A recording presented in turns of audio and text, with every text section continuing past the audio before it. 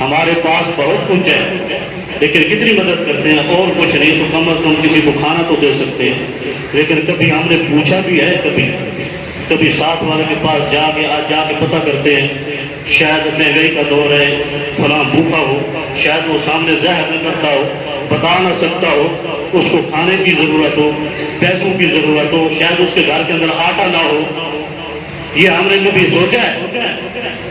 وہ اہل بیت اطہار تھے، صحابہ کرام تھے جو ایک دوسرے کے اوپر جان لٹانے کے لیے تیار تھے، وہ ایسے کامیاب نہیں ہوئے، انہوں نے ایک دوسرے کے اوپر جانیں لٹائی ہیں، سب کچھ لٹا دیا ہے، تن من دھن، ہجرت کرنی پڑی ہے تو ہجرت کی ہے، اپنا وطن چھوڑا ہے، اپنی جانوں کے نذرانے پیش کیے ہیں۔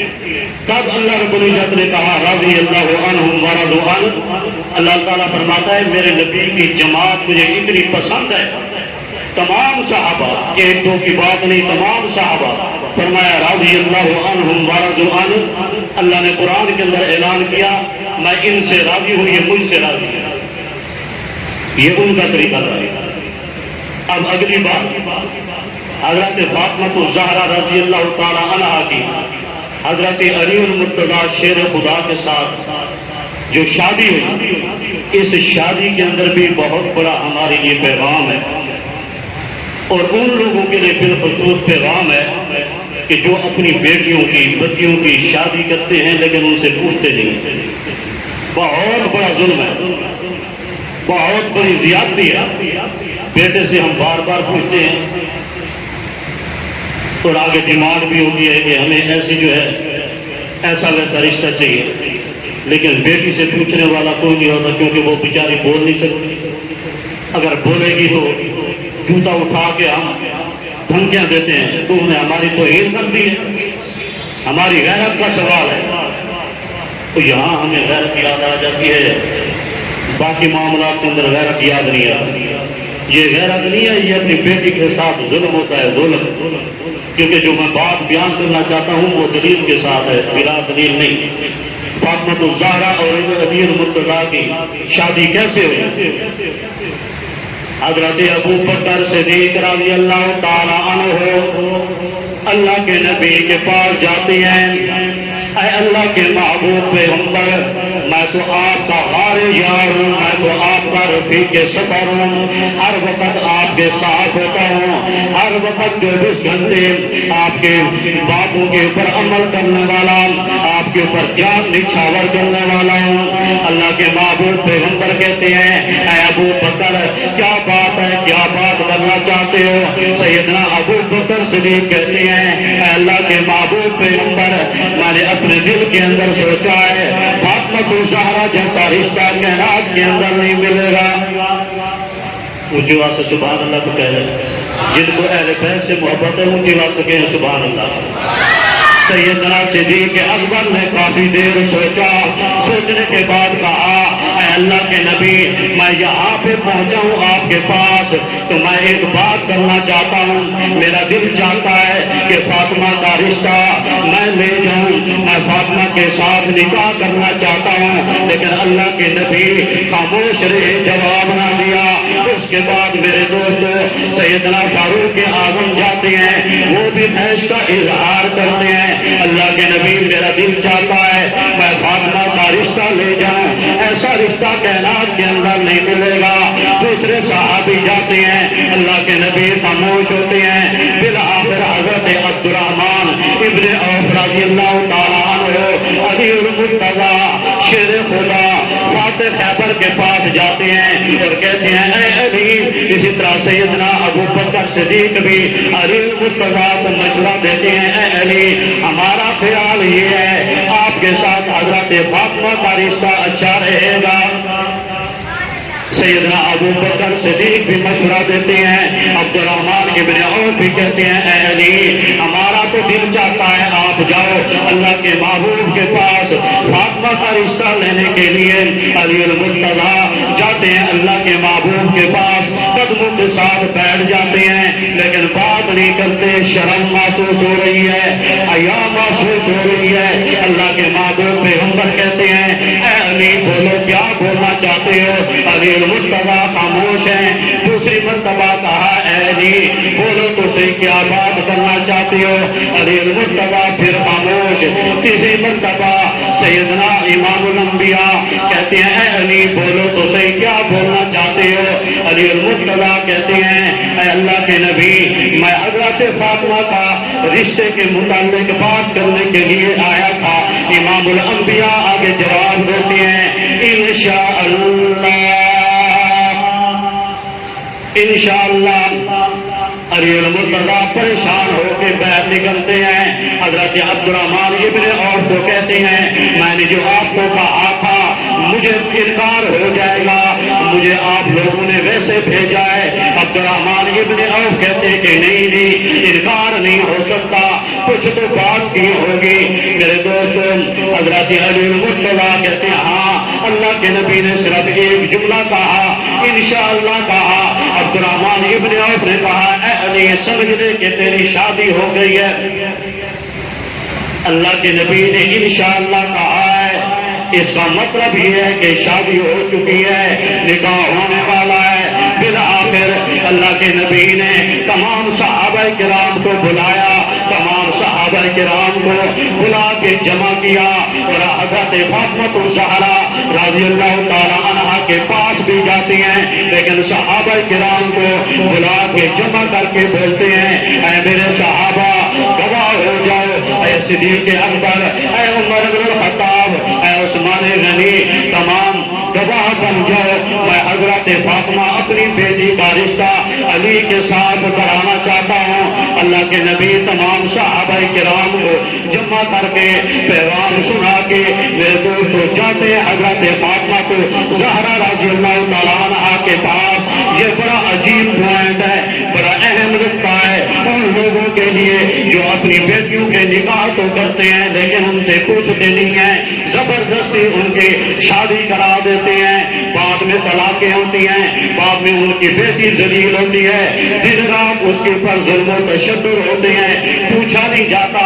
یہاں پہ علی المرتضی کے یہاں سے فارغ ہونے کے بعد اللہ کے نبی جاتے ہیں فاطمہ الزہرا رضی اللہ تعالی عنہا کے پاس، کہتے ہیں اے فاطمہ میں آپ سے بات کرنا چاہتا ہوں۔ فاطمہ کہتی ہیں ابا جان کیا بات ہے؟ میرے دوستو امام الانبیاء کہتے ہیں اے فاطمہ میں آپ کا رشتہ علی المرتضی کے ساتھ کرانا چاہتا ہوں، میں علی شیر خدا کو اپنا داماد بنانا چاہتا ہوں، کیا آپ کو یہ رشتہ منظور ہے؟ حضرت فاطمہ الزہرا کہتی ہیں مجھے یہ رشتہ بالکل قبول ہے، منظور ہے۔ اللہ کے نبی 3 دفعہ حضرت فاطمہ الزہرا سے پوچھتے ہیں آپ کو یہ رشتہ قبول ہے؟ حضرت فاطمہ الزہرا کہتی ہیں مجھے یہ رشتہ قبول ہے۔ سوال یہ ہے یہاں پہ رشتہ حضرت فاطمہ سے پوچھنے سے پہلے جبرائیل امین نے آ کر کہا، اللہ نے پیغام دیا، جبرائیل امین نے کہا اے اللہ کے محبوب پیغمبر آپ فاطمہ کا رشتہ علی کے ساتھ کرا دو۔ رشتہ تو ہو گیا لیکن پھر کیوں گئے پوچھنے کے لیے بیٹی سے؟ یہی تو پیغام ہے، بیٹی سے پھر پوچھنے کیوں گئے؟ علی المرتضی کو بھی ہاں کر دی اور یہ خاتون جنت ہے، خاتون جنت لاڈلی بیٹی، لیکن پوچھنے کیوں گئے؟ وہ اتنی بڑی شان والی ان سے بھی پوچھا جا رہا ہے، اور میری اور آپ کی بیٹی ہو تو ہم جہاں مرضی ہے بس رشتہ کرا دو، زبردستی کرا دیں، یہ بالکل غلط ہے۔ یہ پیغام ہمیں دیا گیا ہے کہ جس طرح بیٹے سے پوچھتے ہو اسی طریقے سے بیٹی سے بھی پوچھو۔ وہ شرم ساری کی وجہ سے بول نہیں سکتی، وہ بتا نہیں سکتی۔ اگر وہ کہتی ہے کہ مجھے یہ رشتہ نامنظور ہے تو پھر بھی اس کو پتہ ہے کہ باپ میری چمڑی ادھیڑ دے گا، اور آگے یہ کہ ہماری غیرت کا سوال ہے، تیری ہمت کیسی ہوئی؟ ہم نے شادی کرنی ہے تو بس یہاں کرنی ہے، ہماری تو نے غیرت برباد کر دی ہے، عزت کا خیال نہیں رکھا۔ اور باقی دین کے ارکان کے پر عمل مجھ پر ہے. یہاں غیرت بھی یاد آ جاتی ہے، سب کچھ یاد آ جاتا ہے. تو اللہ کے نبی نے حضرت فاطمہ کو زہرا سے پوچھا. حضرت فاطمہ کو زہرا نے جواب دیا مجھے یہ رشتہ منظور ہے، قبول ہے. اس کے بعد حضرت فاطمہ کو زہرا میرے دوست تندور جلاتی ہیں. تندور جلانے کے بعد روٹیاں لگاتی ہیں. ابھی آپ کے ہاتھوں کے اوپر آٹا لگا ہوا ہے. اللہ کے نبی حضرت فاطمہ کو زہرا رضی اللہ تعالیٰ عنہا کا ہاتھ پکڑتے ہیں اور کہتے ہیں اے فاطمہ اب تو علی کی ہو چکی ہے، اب تو علی کے پاس جانے والی ہے، تیرا رشتہ ہو چکا ہے علی کے پاس، اب یہاں پہ نہیں ٹھہرنا. حضرت فاطمہ تو زہرا کہتی ہیں اے میرے ابا جان میرے ہاتھوں کے اوپر آٹا لگا ہوا ہے، ذرا میں یہ ہاتھ دھو لوں. اللہ کے نبی کہتے ہیں اے فاطمہ نہیں، اب تو نے علی کے ساتھ زندگی بسر کرنی ہے، علی کے گھر کے اندر جا کے ہاتھ بھی دھو لینا. کتنا بڑا پیغام ہے. حضرت فاطمہ تو زہرا کی شادی ہو گئی اور یہ شادی کیسے ہوئی، شادی کا پس منظر کیا ہے. شادی کے اندر بہت بڑے پیغامات ہیں میرے اور آپ کے لیے.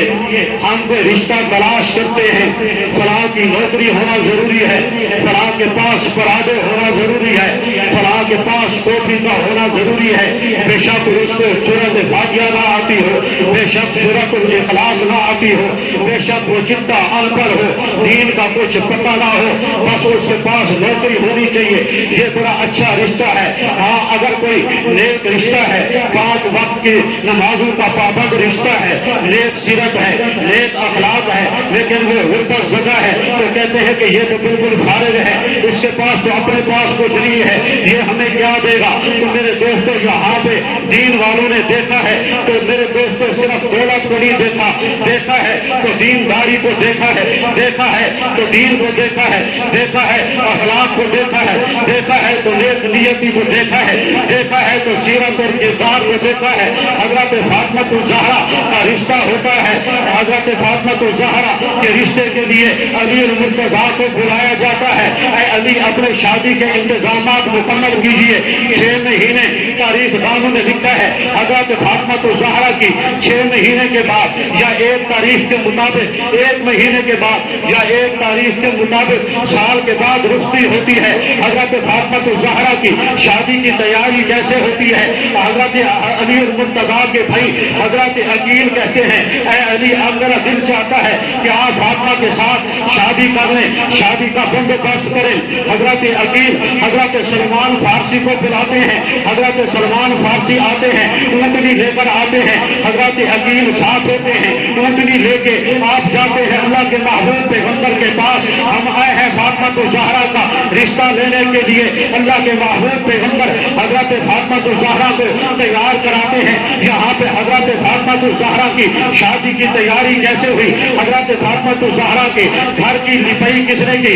حضرت فاطمہ الزہرا کے گھر کا فرش کس نے بنایا. حضرت فاطمہ الزہرا کو لینے کے لیے کس کی اونٹنی آئی. حضرت فاطمہ الزہرا کے شادی کے انتظامات کے لیے لکڑیاں جمع کرنے والا کون تھا. حضرت فاطمہ الزہرا کے ولیمے کا بندوبست کرنے کے لیے کون سا صحابی تھا. تمام تاریخ دانوں نے سب کچھ لکھا ہے، لیکن آج کا جھوٹا آج کا باطل انسان آپ کو کچھ نہیں بتائے گا کیونکہ اس کا منہ دکھتا ہے، اس کی زبان دکھتی ہے. حضرت ابو بکر کا نام لینے سے اس کی زبان میں کیڑے پڑتے ہیں. فاروق اعظم کا نام لینے سے اس کی زبان میلی ہوتی ہے. عثمان غنی کا نام لینے سے اس کی زبان گندی ہو جاتی ہے. حضرت عائشہ کا نام لینے سے حضرت فاطمہ الزہرا کی شادی کا جب بندوبست ہوا حضرت سلمان فارسی اونٹنی لے کے گئے اور حضرت عقیل بھی ساتھ موجود ہیں.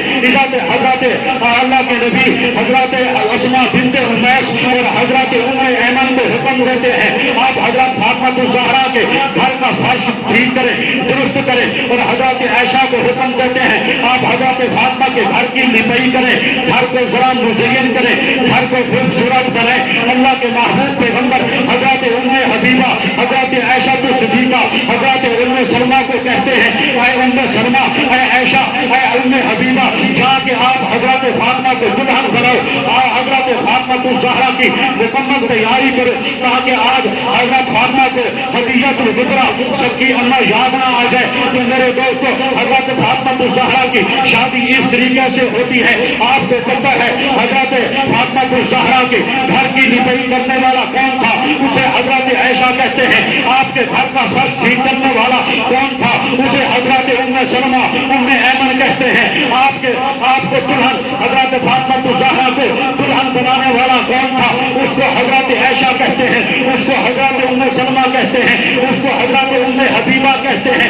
حضرت فاطمہ الزہرا کی شادی کے لیے اللہ کے نبی علی المرتضیٰ کو کہتے ہیں اے علی اب شادی کے لیے کھانے کا انتظام کر۔ علی المرتضیٰ کہتے ہیں میرا اپنا تو کرایہ کا گھر ہے، قربان جو اہل بیت اطہار تمہاری افلاس کے اوپر، تمہاری غربت کی وجہ سے بھی تم نے قرآن مجید کو نہ چھوڑا، غربت کی وجہ سے بھی تم نے اپنے نانا کے دین کو نہ چھوڑا، تم نے اللہ کے نبی کو نہ چھوڑا۔ حضرت علی کہتے ہیں میرا تو اپنا گھر بھی نہیں ہے، کرایہ کا گھر ہے، میں شادی کے کھانے کا بندوبست کیسے کروں گا؟